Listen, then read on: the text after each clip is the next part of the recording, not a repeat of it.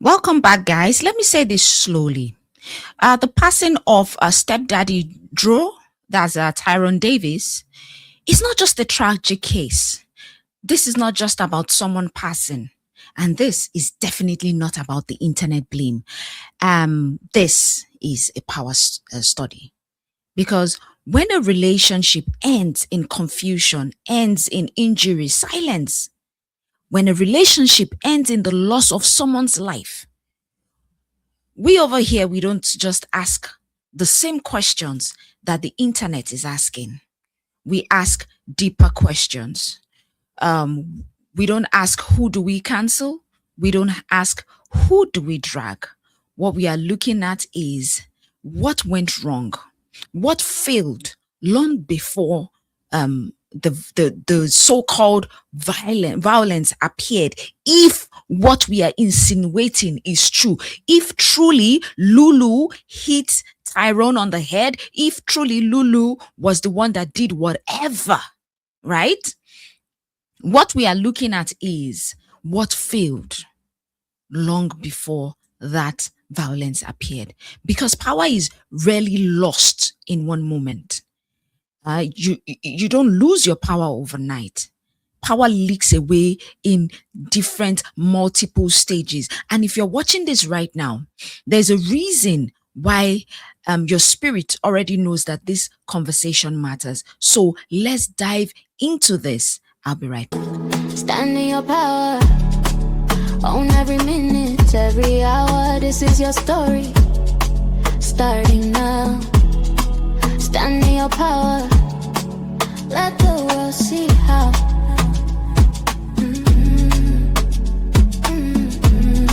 Stand in your power. Stand in your power now. Turn up your voice, your truth, your wow. Stand in your power. This is your channel. Welcome back, guys. Let's reset the definition of power, because real power is not dominance. Real power is not control. Real power is not intimidation, and it is definitely not fear. Okay? From my lenses over here, real power equals safety. And what does safety really mean? Safety means that you can actually disagree without fear. You can walk away without punishment. Okay? Safety means that you can cool off without being abandoned. That's what safety means. What would have happened if Lulu stayed back where he was and watched him cool off? If the story that she's telling us is right, what would have happened? Okay, you can, safety is all about you being able to, safety is all about being vulnerable without consequences. Now, let's say this clearly, because there's a lot that is not clear on this case yet, but I believe that the truth will begin to unfold very soon, if it has not already started unfolding. Okay, the moment safety disappears, power has already shifted. Even if the love still exists, because she went on the internet and said, oh, I love him, what happened was an accident. What we see in this situation is that the moment safety disappeared, the moment safety left the equation, power has already shifted. Even though she's still claiming that, oh, I loved him, even though he loved her, but there was a power shift. In this case, we see a pattern. We heard that an argument escalated, right? And after the argument, there was a separation that happened during what I call emotional dysregulation. Both of them, they were at a point where their emotions were highly dysregulated. They found themselves in a situation where help was delayed. And then what followed? Silence. That tells us something important. Regulation failed. And when emotional regulation fails, danger rises exponentially, rises to an all-time high when you fail to regulate your emotions. Now, in this case, we don't know who really did fail, but in my opinion, I want to say both of them failed to regulate their opinion, their emotions. And that was what led them to where danger would rise, because I don't know what would have caused that force, that trauma to his head that was described in the manner that his auntie described it.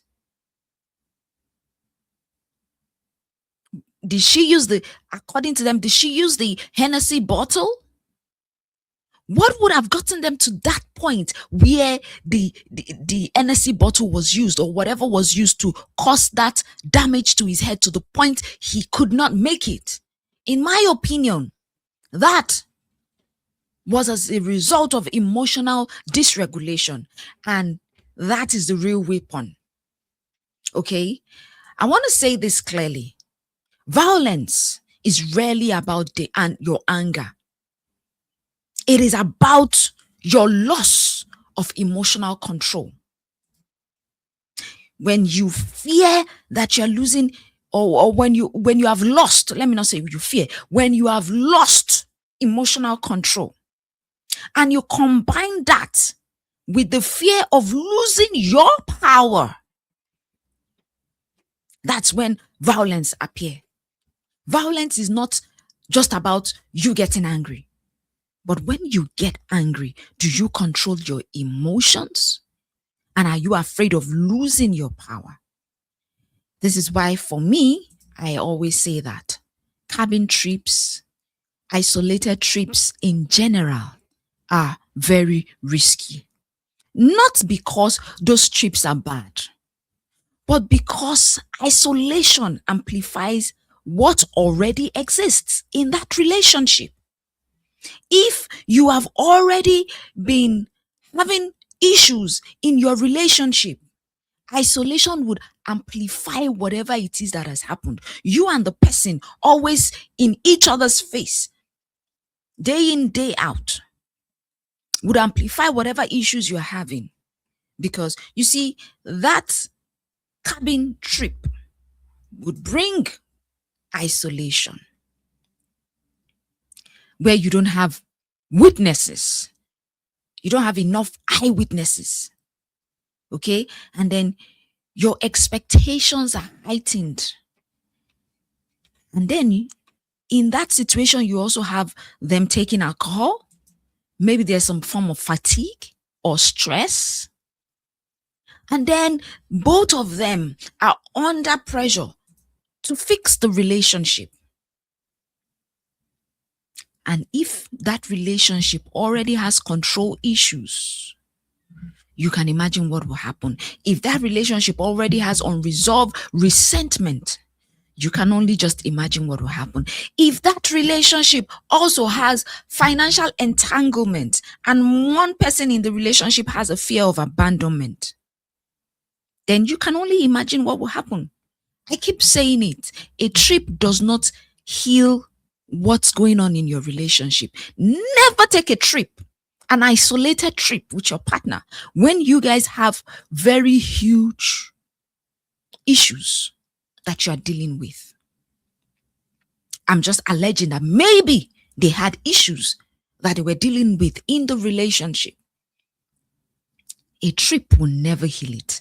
Rather, a trip would expose whatever is going on in that relationship. Okay? Even not only your romantic relationships, no. Even with your friends. With your friends. Remember the lady that went on a trip with her friends to I think somewhere in Mexico? What's that her name? And one of her friends beat her up. That's why am I forgetting her name? And her friend's name is it Dejanay or something? She had friends, girls and guys and girls or ladies. And the lady actually had a hair salon. This was a very viral case. I've forgotten the lady's name. Very pretty lady. And her friends ended her on that trip. They beat her up. Maybe they had unresolved issues. So what am I trying to say here? They beat her up until that girl lost her life. And then they brought her belongings back to her parents and said that she passed from drink poisoning. So this going on a trip thing does not heal any form of relationship issues, whether romantic, whether family, whether friend. When you go on an isolated trip, it exposes the issues that you are having. Okay, now this part is critical. We need to look at what healthy conflicts look like. Healthy conflicts, they look like, hey, take a pause, you take some space, and then you think about how to repair the relationship. Now, dangerous conflicts, in my opinion, they look like things like this kind of drop-offs. You're in the middle of the road, for crying out loud. Why would you just say you want to drop off just like that? In the middle of nowhere? In a city where you don't have anybody? It's just you and your partner? It's crazy. Dangerous conflicts looks like abandoning the other person. And then silence. And then punishment. These are characteristics of dangerous, conflicts. The moment an argument includes phrases like, get out of my car, go and cool off somewhere, this, that, or go and figure it out on your own. And then someone is left. Okay? Someone is left disoriented. Someone is left emotional in their feelings, and someone is left in a space that is very unsafe, and that person was left impaired, maybe drunk. At that point, you are no longer in a disagreement. You are in a risky event. In my opinion, when you drop off your loved ones like that, that tells me there's low empathy in that crisis. If Lulu, according to what she claimed, says she dropped him off just like that, in the middle of nowhere, if what she's saying is true, that shows very, very low empathy in the time of crisis. That shows poor impulse control on the side of both of them. I just want to get down in the middle of nowhere. Control your impulses. In my opinion, that is a power struggle, not conflict resolution. And that is very, very well not passion. That was danger, or that is danger. If you are arguing, you are driving, and you say, I will drive this car, and you are in a danger zone. You are in a danger zone. Power struggles are not about control. Okay? Power is not about who yells louder. These are the truths I want us to understand. Power is not about who has more money. Power is not about who posts the happiest videos. Because I see all those videos that they were posting. Okay? Oh, our relationship is beautiful, but inside there is a crack that nobody sees. Power is who controls the narrative after the conflict. That's what power is. Power is who decide when help is called. That's what power is. Power is who has access to resources. We'll talk about that as we go ahead. Power is who walks away uninjured in this scenario. And when stories change, it's very good for us not to just scream guilt, okay? We ask, in this situation, I want to ask, what fear is being managed? Because Lulu, in my opinion, did not act out of a place of power. She acted In some situations, not all, out of a place of fear. Oh, fear of consequences. Fear of judgment made her tell conflicting stories. Fear of exposure made her tell conflicting stories. Fear would make you minimize how you partook in the situation. Fear would make you delay. You see, we hear that she delayed in calling the family. She called the family after 24 hours. That to me is fear. That to me is some level of guilt. You calling them after 24 hours tells me that you also tell me a lot of things. Is either you were praying for the best outcome in the situation, or you feared what the reaction of the parents would be. You were thinking, or you were trying to reframe the story. You were trying to rationalize. She might not actually have criminal intent, because fear doesn't always mean criminal intent. It always signals instability. Now, let's talk about the money part. Okay? Briefly, let's be honest. We hear that she took some amount of money, or she cleared his bank account in this situation. Now, money in relationships is psychological power, not just finance. When there is shared access, when there is unclear boundaries about who handles what, when there is emotional dependence, when you are in a situation of crisis, when you have crisis moments, now money becomes a survival tool. That's what money becomes in that situation. It becomes a survival tool, a panic response, or a control mechanism. Maybe she withdrew all of that money from his account because she acted out of panic. She needed maybe to get transported back home, or she needed the money for something, whatever. I don't know what she needed that money for. Could it have been a control mechanism? Oh, I'm in trouble. I need the money to pay for some of the bills. And that for me signals a lack of boundary, a lack of financial boundary in the relationship. Some people might want to argue that, oh, she's his girlfriend. She's his girlfriend, not his wife. So there has to be some boundaries there. Okay?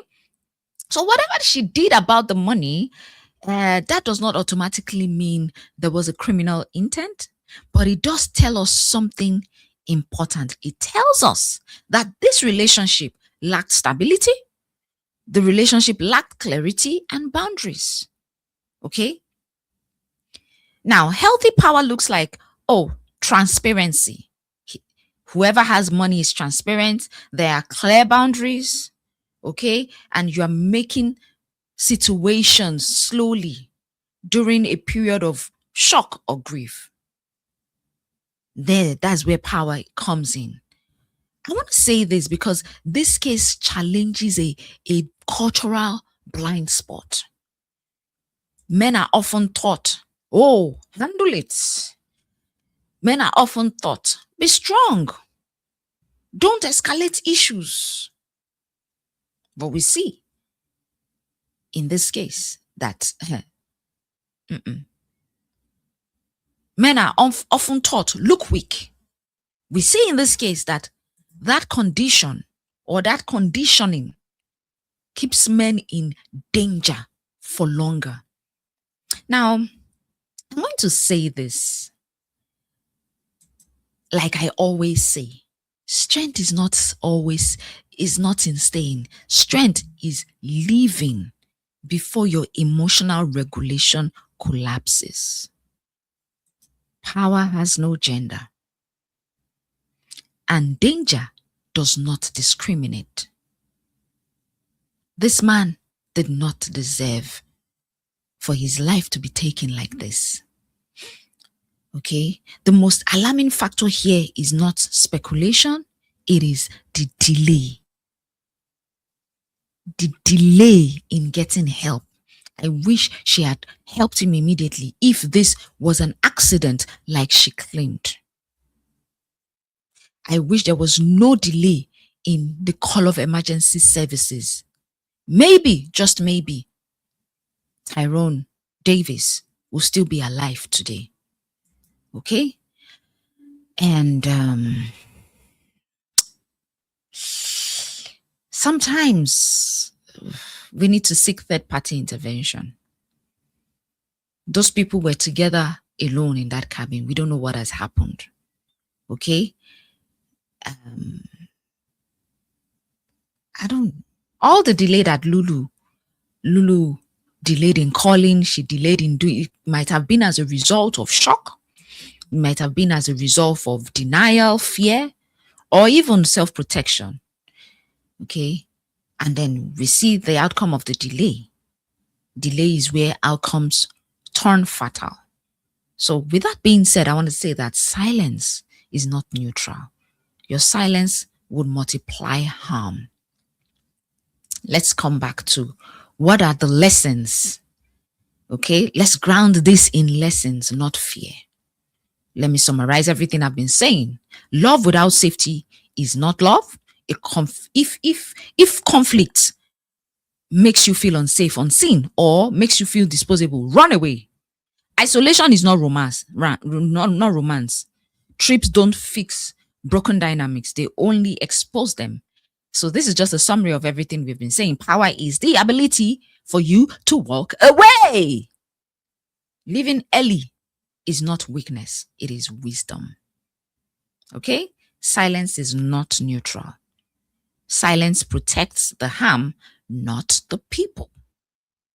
And I want to leave you here by saying emotional regulation is a life skill. If regulation collapses under strength, then just know that danger is present. Okay? We need to also know that with all that is being said, justice requires evidence and not outrage. I see a lot of outrage in this case, but we need to wait for the evidences because this case is not just about what happened. It's about what wasn't addressed early. Things like control, things like regulation, things like boundaries, things like safety plans. Okay? Things like emotional maturity. Okay? Yeah. Standing in your power means choosing safety over passion, choosing clarity over chaos, choosing life over pride all the time. And if this story stirred something in you, listen to it. Your intuition is not dramatic. Your intuition is protective. If this video helped you see something more clearly in your relationship or in another person's relationship, please do well to like, share, and subscribe. And remember, standing in your power is not always about winning arguments. It is about staying alive, whole, and free. I will see you guys in the next one. Love you. Bye. Bye-bye. Take what you